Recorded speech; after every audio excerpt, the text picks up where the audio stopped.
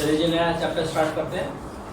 NCERT का chapter number ये 4 है और इतना इम्पोर्टेंट है ये चैप्टर, इतना इम्पोर्टेंट है ना सिर्फ ये 9th क्लास में बल्कि जितनी हायर क्लास आप पढ़ेंगे सब में ये आपको चैप्टर मिलेगा, यूज है, ठीक है। और इससे आप पहले से भी अवेयर है, ऐसी बात नहीं है, थोड़ा सा आपको रिकैप करने की जरूरत है, आपको याद आ जाएगा। इसको स्टार्ट करने से पहले हम इसके चैप्टर के जो हमें जो नाम दे रखा है ना, इसके वर्ड्स के हिसाब से हम स्टार्ट करेंगे। वेरिएबल का मतलब क्या होता है? What is mean by variable? Hidden values होती है ना, x, y, z एक्सेट्रा, इस तरह के ये जो आते हैं x, y, z, ये वेरिएबल्स कहलाते हैं, ठीक है। दो वेरिएबल्स होंगे, ठीक है। इक्वेशन जो ऑलरेडी हमने पॉलिनोमियल चैप्टर के अंदर डिस्कस करा था। सिर्फ पॉलिनोमियल और इक्वेशन में एक चीज का फर्क होता है, इक्वल का साइन। किसी भी पॉलिनोमियल में इक्वल का साइन आ जाएगा तो वो इक्वेशन बन जाएगी, याद रखिएगा, ठीक है। आपके सामने पॉलिनोमियल है x² plus 4x plus 4, polynomial है। कौन सा पॉलिनोमियल? क्वाड्रेटिक पॉलिनोमियल, ट्राइनोमियल भी है ये, बट इसकी स्पेशलिटी क्या है? Quadratic polynomial. क्वाड्रेटिक पॉलिनोमियल, अब क्या बोलोगे इसको? अब हम बोलेंगे इसको क्वाड्रेटिक इक्वेशन। ये अंतर है दोनों के अंदर, ठीक है। तो 10th क्लास में क्वाड्रेटिक पॉलिनोमियल ना होकर क्वाड्रेटिक इक्वेशन होगा, और जिस पर पूरा एक चैप्टर है 10th क्लास में, ठीक है जी। चलिए, तो इक्वेशन से मतलब समझ आ गया आपको? इक्वेशन का मतलब इक्वल का साइन जरूर होगा। लिनियर का वर्ड जो पहले ही पढ़ चुके आप ऑलरेडी, क्या मतलब होता है इसका? Power 1।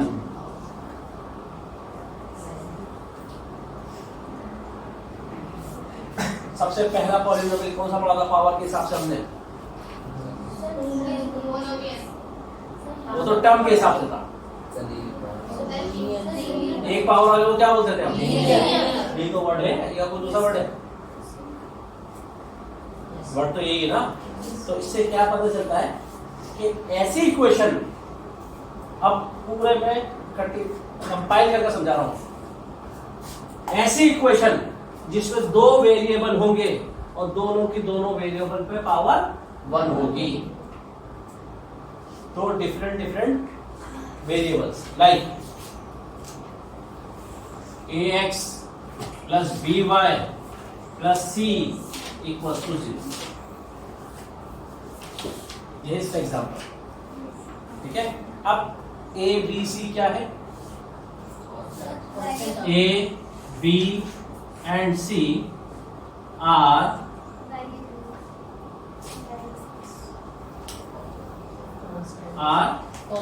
real numbers। Real number से कुछ भी हो सकता है, अब एग्जांपल बनाकर दिखाऊंगा मैं। But a and b never equal to 0, ठीक है। a और b कभी 0 नहीं हो सकते। यहां तो हमने लिख दिया कि a b c real number है, तो रियल नंबर में 0 भी तो एग्जिस्ट करता है ना। ये नंबर लाइन है, इस नंबर लाइन के ऊपर आप पॉजिटिव, नेगेटिव, डेसिमल, फ्रैक्शन, सारे नंबर, रूट वाले नंबर सारे के सारे लोकेट कर सकते हैं, नहीं कर सकते हम? इसमें 0 भी तो आता है, तो a और b 0 भी तो हो सकते हैं, लेकिन आगे बता दिया गया कि 0 नहीं होंगे। ये नहीं हो सकता, c तो हो सकता है 0, बट a और b कभी नहीं होंगे। क्यों नहीं होंगे? अब देखिए रीजन देखिए। सपोज मैंने a को 0 रख दिया, तो 0 इंटू एक्स, b तो कुछ भी हो सकता है, b मान लेता हूं मैं, ये 2 है, ये 3 ले लेता हूं। अब ये मल्टीप्लाई होने के बाद बचा कितना? पता भी हो गया, अब जो इक्वेशन बची है वो ये बची है, ये लीनियर इक्वेशन 2 वेरिएबल नहीं बची, ये लीनियर इक्वेशन 1 वेरिएबल बची जो आपने 8th क्लास में पढ़ी। ठीक है, सपोज ये बचा रह गया 3x, इसको 0 रख दिया आपने, इस कंडीशन में ये खत्म हो गया, तो 3x प्लस का 3 इक्वल टू 0। कौन सी इक्वेशन बची है? 1 वेरिएबल। तो 1 वेरिएबल के बारे में तो पढ़ चुके हम ऑलरेडी, अब बारी है 2 वेरिएबल। ठीक है, तो हो सकता है कि ये 0 हो, है ना, might be possible. x plus y equal to 0, c है ही नहीं, इसमें थर्ड टर्म है ही नहीं, तो वो 0 होगी। जो टर्म नहीं है वो 0 है। ठीक है जी, चलिए अब मैंने बोला कि ये रियल है, अब इसके पीछे आ रहा हूं मैं, -1x plus 2y plus 1/2 equal to 0, √3x plus 1/3y minus 1 equal to 0। आप देखो ए बी और सी को जो प्लेस है, ए बी सी की जो प्लेसेस है वहां पर क्या क्या नजर आ रहा है आपको? पहली क्वेश्चन में क्या नजर आ रहा है?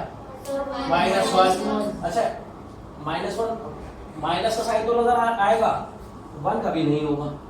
अब बताइए, तब भी -1 ही है, ये कोएफिशिएंट इसका 1 है। ठीक है, -1 ए की जगह, बी की जगह क्या है? सी। ठीक है, हाफ। यहाँ पर क्या है? यहाँ पर क्या है?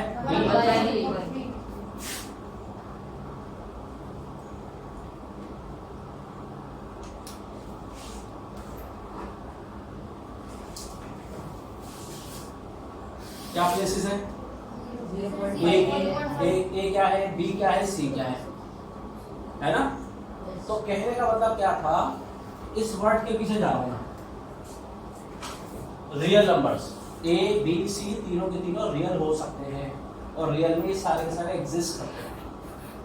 पॉइंट वाले भी आते हैं, अपॉन वाले भी आते हैं, पॉजिटिव भी आते हैं, नेगेटिव भी आते हैं। ठीक है ना, बट ए और बी कभी 0 नहीं होंगे, वहां पर 0 नहीं होगा, बाकी सब जगह 0 हो सकता है। बाकी सबको बता रहे, सिर्फ एक ही प्लेस बची, सी की। ठीक है, तो linear equation 2 variable single equation 9th class में पढ़ना है।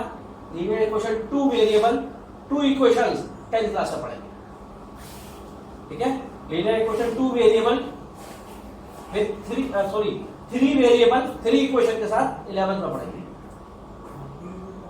ठीक है, याद रहेगा, जिसको 11th में मैथ्स लेनी है उसके लिए बहुत अच्छा है। और अनलेसबिलिटी आपको तो पढ़ाना है, 10th तक तो पढ़ी नहीं, कुछ भी हो जाए, और बेसिक अपने क्लियर कर लो, कोई मुश्किल नहीं है, चैप्टर बहुत इजी है। इसका डायरेक्टली कनेक्शन जो है कोऑर्डिनेट ज्योमेट्री से, कोऑर्डिनेट ज्योमेट्री आपको अगर आती है तो इसमें कोई दिक्कत नहीं आएगी। ठीक है, इसमें भी वही ग्राफ पढ़ना है, हमें ग्राफ बनाना है, लाइन बनानी है। इसमें जो क्वेश्चन पुट अप किए जाते हैं तो ग्राफ का आता है question, draw the graph, equation given होगी, ग्राफ बनाना होगा। ठीक है, वर्ड प्रॉब्लम गिवन होगी, वर्ड प्रॉब्लम होगी, उसको पढ़ना है, ध्यान से समझना है, और फिर इक्वेशन बनानी है, लाइक दिस, इनमें से कोई इस तरह से बनानी है। फिर उस इक्वेशन को जब बना लें आप, तो फिर हो सकता है क्वेश्चन में पूछा जाए इसका ग्राफ भी बनाओ, आप क्या ग्राफ भी बनाना होगा आपको। 4 नंबर से कम का नहीं आता कुछ भी। इस पर हमारी केस स्टडी भी बनती है। अगर 4 नंबर से क्वेश्चन कम आता है तो जस्ट या तो इक्वेशन बनवाई जाएगी या सिर्फ ग्राफ बनवाया जाएगा। ठीक है, अगर दोनों के दोनों बनवाए गए आपसे तो भाई इक्वेशन भी बनाओ, ग्राफ भी बनाओ, उस कंडीशन में 4 नंबर का क्वेश्चन आएगा। ठीक है, फर्स्ट एक्सरसाइज के अंदर आपको स्टैंडर्ड इक्वेशन बनानी है फर्स्ट क्वेश्चन के अंदर। ठीक है जी,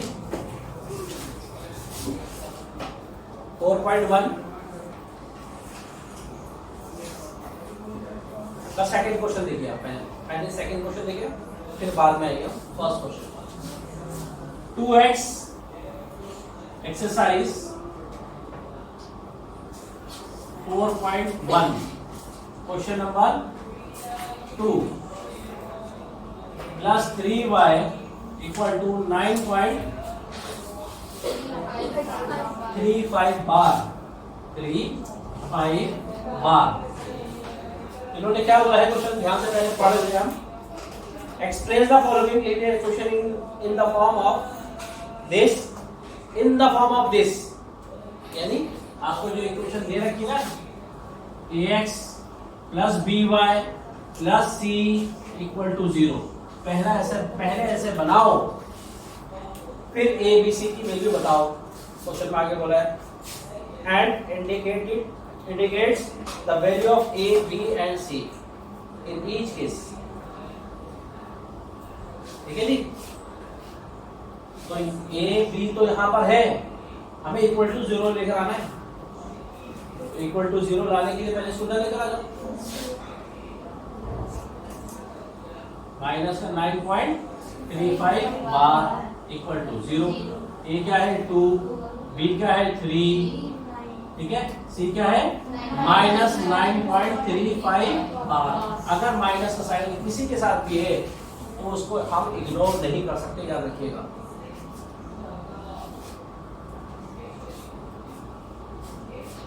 x plus x is equal to 3/a, ठीक है। ऑर्डर भी याद रखिएगा, पहले x होता है, फिर y होता है, फिर कांस्टेंट होता है। तो y को उठाकर ले लिया,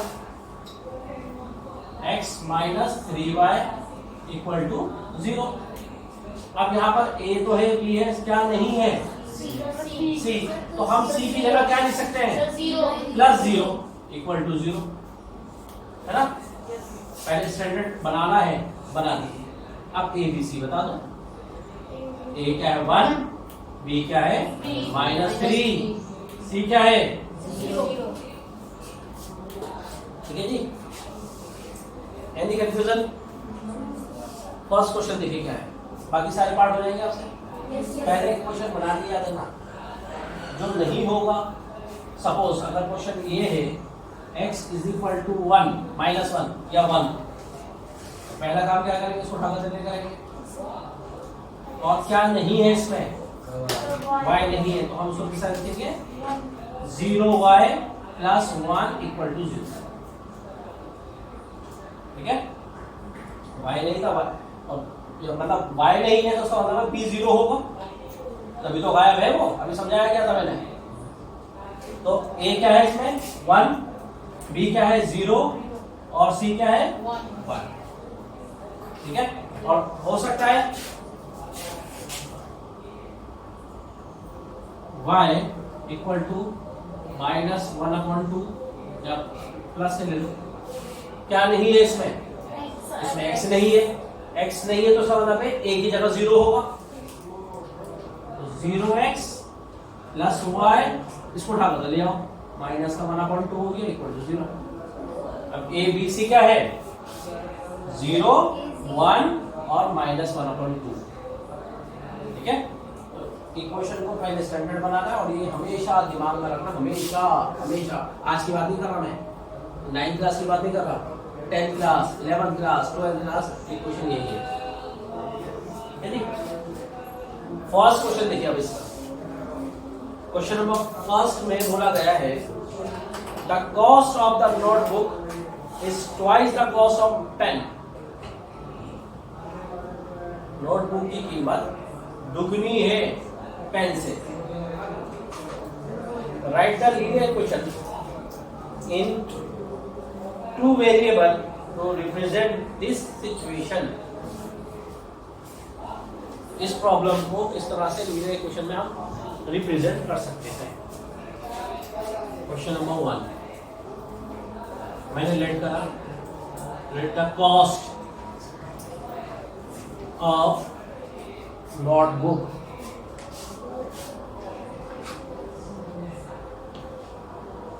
B rupees,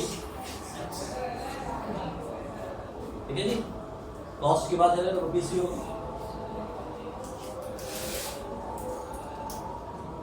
cost of pen be rupees 1। ये इंडिविजुअल इनका कॉस्ट इंडिविजुअल। अब रिलेशन बना, एक्स क्या है, नोटबुक की कीमत है ना, वो दुगनी है, ये दुगना है, इसकी कॉस्ट दुगनी है इससे, ठीक है। तो इसकी कॉस्ट को मैंने y मान रखा है, उसका दुगना करेंगे तो उसके बराबर आ जाएगा 2y, राइट। स्टैंडर्ड इक्वेशन बनाने के लिए क्या करेंगे, x minus 2y equal to c. देखो स्टैंडर्ड इक्वेशन, इसमें a b c को कुछ बताना नहीं है, इक्वेशन बनानी थी आपको, क्लियर है। तो इस क्वेश्चन में हमने वर्ड प्रॉब्लम पहला क्वेश्चन पढ़ा। सेकंड क्वेश्चन के अंदर आपको वेरियस टाइप की इक्वेशंस दे रखी है, उन वेरियस टाइप की इक्वेशंस को स्टैंडर्ड फॉर्म बनाना है। स्टैंडर्ड फॉर्म बनाने के बाद ए बी सी बतानी है। आई होप क्लियर है। फर्स्ट एक्सरसाइज 4.2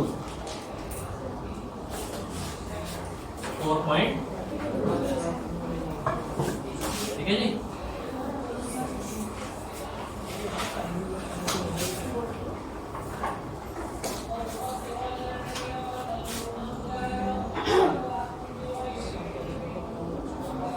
इक्वेशन गिवन है आपको y equal to 3x plus 5 और यहाँ एक वर्ड गिवन है सॉल्यूशन।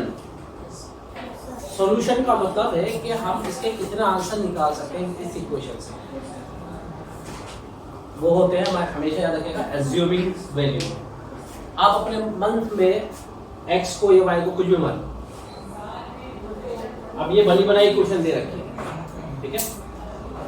ये एक बॉक्स बनाता हूं मैं,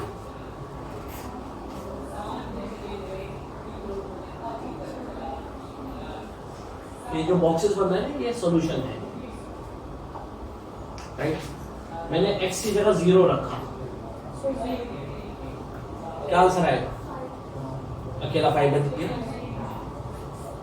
मैंने 1 रखा x की जगह, 3 प्लस 5 8, 2 रखा, माइनस 1 रखा,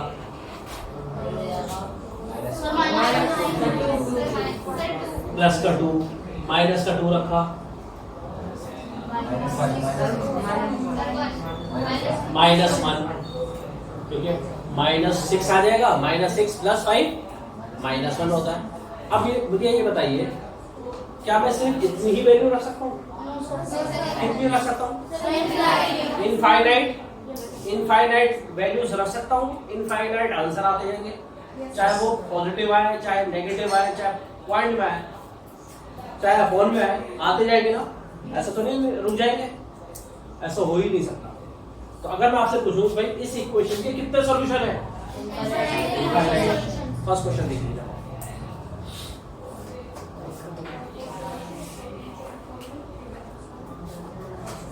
क्या ऑप्शन होगा इसका, infinite.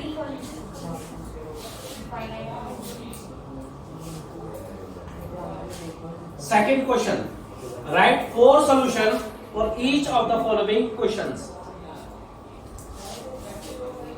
2x plus y equal to 7, ठीक है जी। पहला काम करिएगा, कोई भी एक वेरिएबल एक साइड पर रहना, ठीक है, लेफ्ट पर या राइट पर अकेला वेरिएबल होना चाहिए विद कोएफिशिएंट 1। तो मुझे यहाँ पर y दिखा और उसका कोएफिशिएंट 1 है ना, तो मैं उसको यही रख दूं। अब उसके साथ जो है 2x, उसको दूसरी तरफ भेज दिया। मान लो अगर ये भी इधर होता 7 तो उसको भी इधर भेजता मैं, ट्रांसपोज कर देता, ठीक है। अब ये बॉक्स बनाना है आपको, 1 2 3, ये x और ये y, राइट। अब जो काम अभी आपने ऑरली सॉल्व कर लिया है ना, वर्बली आपने मुझे आंसर दे दिया है अपना, कि ये मैंने बोला कि अगर ये 1 हुआ तो ये कितना होगा, ये -1 होगा तो कितना होगा, ये वर्बली तो आंसर दिया आपने।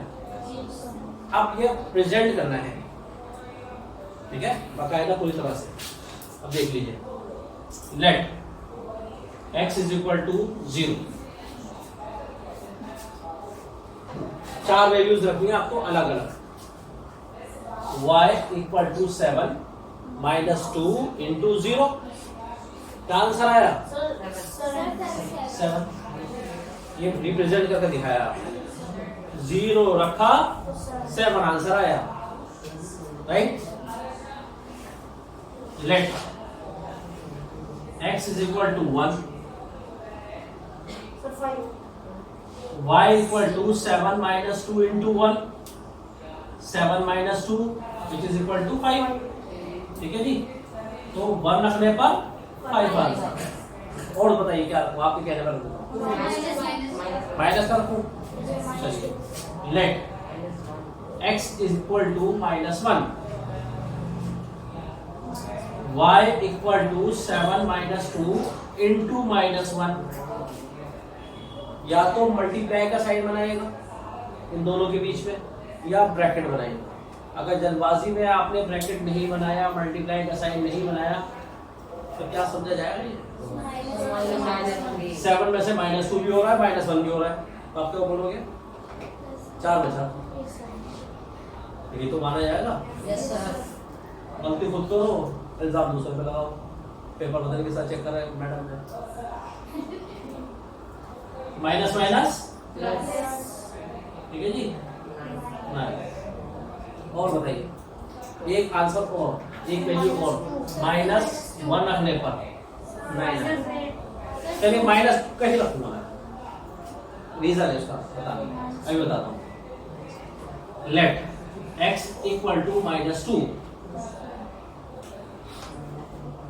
y इक्वल टू 7 -2 इंटू -2, 2 2 जा 4, प्लस का 4 हो गई है ना, y इक्वल टू 11, माइनस का 2 रखने पर 11। कुछ भी रख सकते हैं, जरूरी नहीं है जो मैंने रखा है, बस ये तो समझाने के लिए था कि भाई किस तरह से सॉल्व की जाती है वैल्यूज, रिप्रेजेंटेशन यही है, ऐसी आदत। अच्छा, अब बात जो मैंने अभी बोला कि मैंने इन्होंने जो बोला कि भाई इसी को बात को मैं आगे बढ़ा रहा हूँ। 4 कंडीशंस याद रखिएगा। 4 कंडीशंस क्या? नंबर 1 कि कोशिश ये करिएगा डेसिमल में आंसर ना आए, पूरी कोशिश करना, क्योंकि जब डेसिमल की वैल्यूज आती है ना, तो उनको ग्राफ पर शो करने में थोड़ी सी दिक्कत आती है। इसका अभी हम जब ग्राफ बनाएंगे ना, अभी अगर मैं इसी में बोल देता हूँ कि भाई ग्राफ बनाओ, रफली ग्राफ बना के दिखाता हूँ। 0 पे 7 यहाँ पे ये होगा, 1 पे 5 यहाँ पे ये होगा, -1 पे 9 यहाँ पे ये होगा, है ना। -2 पर 11 माइनस का, -2 पर 11 यहाँ पे ये होगा। जब ये चारों के चारों पॉइंट कनेक्ट करेंगे आप, है ना, ये कनेक्ट होंगे हमेशा, होंगे कहने वाली बात है। तो इससे हमेशा एक स्ट्रेट लाइन बनेगी, स्ट्रेट लाइन। इस चैप्टर का जो नाम है ना, इससे यही पता चलता है कि इसका जब ग्राफ बनेगा तो स्ट्रेट लाइन बनेगी, ठीक है। तो एक नई चीज आपके सामने आएगी। लीनियर का मतलब क्या होता था? पावर 1, वेरिएबल में पावर 1। यहाँ पर दूसरी बात भी पता चल गई कि जब हम इसका ग्राफ बनाएंगे तो स्ट्रेट लाइन बनेगी, थोड़ी सी टेढ़ी मेढ़ी नहीं होगी, बिल्कुल सीधी जाएगी, ठीक है। तो अब मैं ये कहना चाह रहा था आपसे कि डेसिमल में कोशिश करिएगा, डेसिमल में आंसर नहीं आए, पूरी कोशिश करना, क्योंकि आपको ग्राफ बनाने में ना दिक्कत आएगी। जो बारीक बारीक से लाइन होती है ना, स्ट्रिप जो है तो डार्क सी होंगी, उसको तो आप स्केल का बनाने का, जो छोटी छोटी बारीक बारीक होगी ना, उनको गिनने में टाइम लगेगा, कोशिश करना। नंबर 1। नंबर 2, कोई बड़ी वैल्यू मत रखना। पता चला आपने रख दिया यार डेसिमल की वैल्यू आ रही है, मैं ऐसा करता हूँ 8 ये लोग दिया 12 रख देता हूँ या रख देती हूँ, 12 रख दिया और जब ग्राफ बनाया तो उसमें मैक्सिमम 10 ही आ रहा है ऊपर का। दिक्कत होगी नहीं होगी, स्केलिंग सही करनी पड़ेगी बिटा बिटा के। ठीक है। कंडीशन नंबर 3, बड़ा आंसर ना आए, कोशिश करिएगा बड़ी वैल्यू नहीं आए, आउटपुट उसका बड़ा नहीं हो। लाइक दिस, रखी छोटी सी वैल्यू मैंने, लेकिन आंसर काफी हद तक बड़ा है। अगर मैं 3 रखूंगा तो कहाँ पहुंचेगा ये? 17 तक पहुंच जाएगा, नहीं हो जाएगा, है ना? तो काफी बड़ी फिर ग्राफ बनाने में दिक्कत। तो ना डेसिमल की वैल्यू रखनी है ना निकालनी है, ना बड़ी वैल्यू रखनी है ना निकालनी है। फ्रैक्शन अनलेस एंड अनटिल, जब आपको कुछ नंबर ही नहीं मिल रहा, या मैं परेशान हो गया, परेशान हो गई, मैंने प्लस की सारी वैल्यू रखकर देख ली, माइनस की सारी वैल्यू रखकर देख ली, मुझे नंबर नहीं मिल पा रहा, तो उस कंडीशन में आप डेसिमल की वैल्यू निकालें, क्योंकि इतना टाइम होगा नहीं। और कोशिश ये करेगा कि 0, 1, 2 आप करिए आंसर निकाल 0, 1 और 2। ठीक है। एग्जाम में मिनिमम 3 पॉइंट चाहिए होते हैं लाइन को स्ट्रेट बनाने के लिए। 3 सॉल्यूशन आपको निकालने ही निकालने। अगर क्वेश्चन यह आया draw the line, draw the graph, ठीक है, तो ड्रॉ द ग्राफ के लिए पहले आपको सॉल्यूशन निकालना है, और कितने सॉल्यूशन निकालने हैं? मिनिमम 3। ठीक है, याद रहेगा। तो इसके सेकंड पार्ट और थर्ड पार्ट कर सकते हैं आप। ठीक है, ये आपको तंग करेगा। सेकंड पार्ट क्वेश्चन नंबर 1 का, क्वेश्चन नंबर 2 का सेकंड पार्ट क्या दे रखा है? Pi x plus y equal to 9। सबसे पहली बात जो मैंने पहले बताया, किसी एक वेरिएबल को मैं शिफ्ट कर देता हूँ। नहीं शिफ्ट करोगे तब भी आंसर आएगा, ऐसा नहीं है तो मैंने कह दिया तो वही उठ गया, तो पत्थर की लकीर हो गई, वही रख रहा है सॉल्व पर इक्वल टू 9 माइनस 5। ठीक है जी। अब मैं थोड़ा सा जल्दी करा रहा हूँ उसको।